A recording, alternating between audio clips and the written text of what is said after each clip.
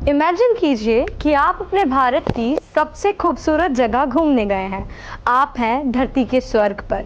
आप हैं इंडिया के स्विट्जरलैंड में। आप अपने परिवार के साथ वक्त बिता रहे हैं, वहाँ ज़िंदगी के सबसे अच्छे पल व्यतीत कर रहे हैं। लेकिन सोचिए, अचानक वहाँ गोलियाँ चल जाए, आपको गोली से भून दिया जाए, आपके पति को आपके सामने मार दिया जाए, वो भी सिर्फ इसलिए क्योंकि आप अपना धर्म हिंदू बता देते हैं।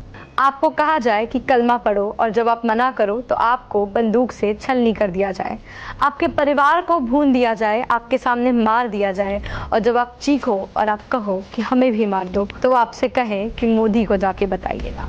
इस हादसे को आप क्या कहेंगे? मैं बताती हूँ। इसे कहेंगे टूरिस्ट पर हमला?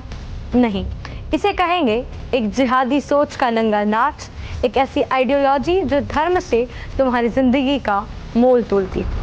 और जब तुम भारत देश में बैठकर धर्म पर लड़ रहे हो, जाति पर लड़ रहे हो, भाषा पर लड़ रहे हो, राजनीति के नाम पर बिखरे हुए हो, तब पाकिस्तान जैसे देश से एक सोच आती है, एक जिहादी सोच आती है जो तुम्हारा धर्म पूछकर तुम्हें गोली मार देती है।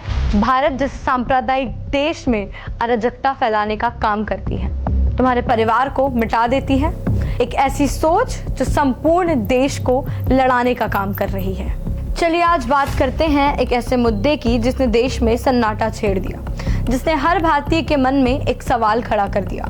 एक ऐसा मुद्दा जिसने हर भारतीय को सोचने को मजबूर कर दिया कि क्या बस ये एक अटैक था या एक ऐसी वार्निंग थी जो हम बार बार इग्नोर कर रहे हैं। चलिए आज समझते हैं इस पूरे मुद्दे को। जम्मू और कश्मीर का आतंकवाद से पुराना नाता है, लेकिन 22 अप्रैल को जो घटना घटी उसने इस लंबे इतिहास में एक नया पन्ना जोड़ दिया है।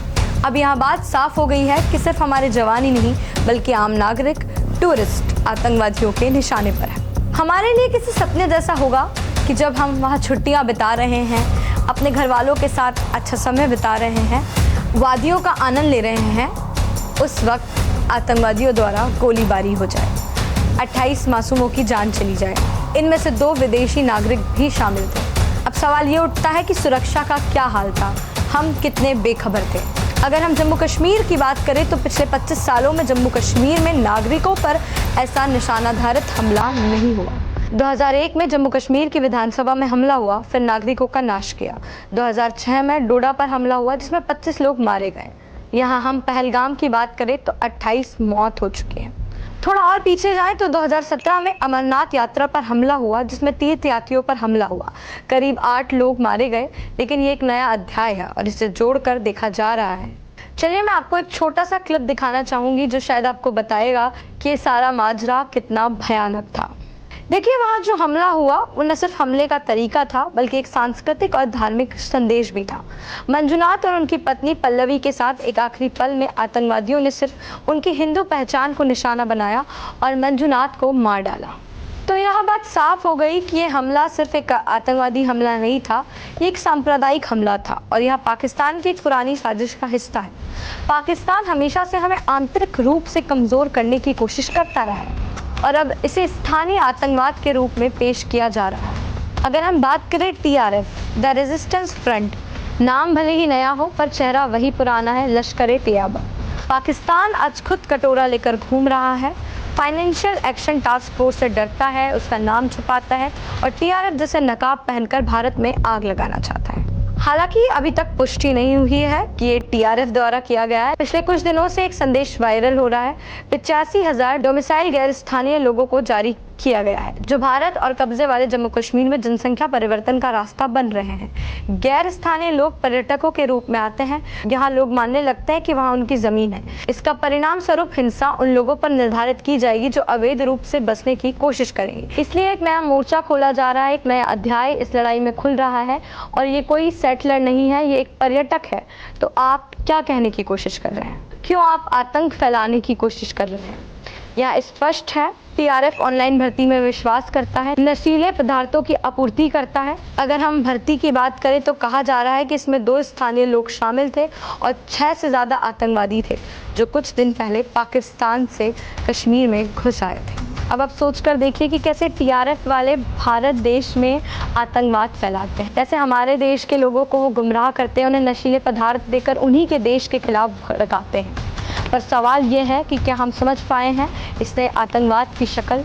ये कोई पुरानी लड़ाई नहीं है, ये नई हाइब्रिड वॉरफेयर है जो टूरिस्ट को सेटलर्स बताकर मारने का लाइसेंस ढूंढ रही है। पाकिस्तान की ओर से अभी कोई ऐसी प्रतिक्रिया नहीं आई है।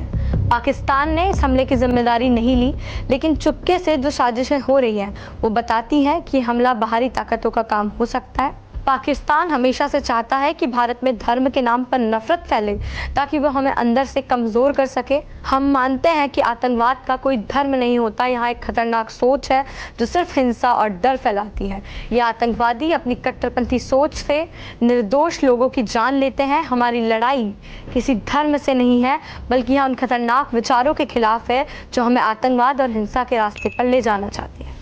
ये आतंकवादी बार बार हमारे देश में सिर्फ नफरत फैलाने का काम करते हैं, हिंसा फैलाते हैं और हम इसे कभी बर्दाश्त नहीं करेंगे। इससे पहले पुलवामा हमले में पाकिस्तान ने हमारे सैनिकों को निशाना बनाया था, अब यहाँ हमला भी उसी तरह का हो सकता है।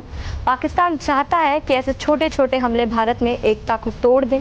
कुछ साल पहले जब जम्मू कश्मीर से धारा 370 हटाई गई थी, पाकिस्तान को बहुत बड़ा झटका लगा था। अब उन्हें लगता है कि ऐसे हमलों से भारत को अंदर से कमज़ोर किया जा सकता है, लेकिन हमें यह समझना होगा कि हमला हमारी एकता को तोड़ने के लिए किया जा रहा है। हम मजबूत बने। यह लड़ाई किसी धर्म की नहीं है, बल्कि उन आतंकवादी विचारों की है जो सिर्फ नफरत फैलाना चाहते हैं। हमें यह साबित करना है कि हम इस खतरनाक सोच के खिलाफ एकजुट हैं और किसी भी आतंकवादी हमले से डरने वाले नहीं हैं। TFC मीडिया इस वीडियो के माध्यम से आपको ये बताना चाहती है कि ये भारत देश हमारा है, इसमें रहने वाले लोग हमारे हैं। कुछ बाहरी ताकत है जो हमें तोड़ना चाहती है, हमारे देश की एकता पर सवाल उठाना चाहती है, हमारे देश को अंदर से कमज़ोर बनाना चाहती है। और उस सोच को हमें बता देना है कि हम भारतीय हैं, हम किसी से डरने वाले नहीं हैं, ना हम आपस में लड़ेंगे, ना हम किसी से डरेंगे। और जो भी जिहादी सोच हमारे देश पर प्रहार करेगी उसका डट कर सामना करेंगे।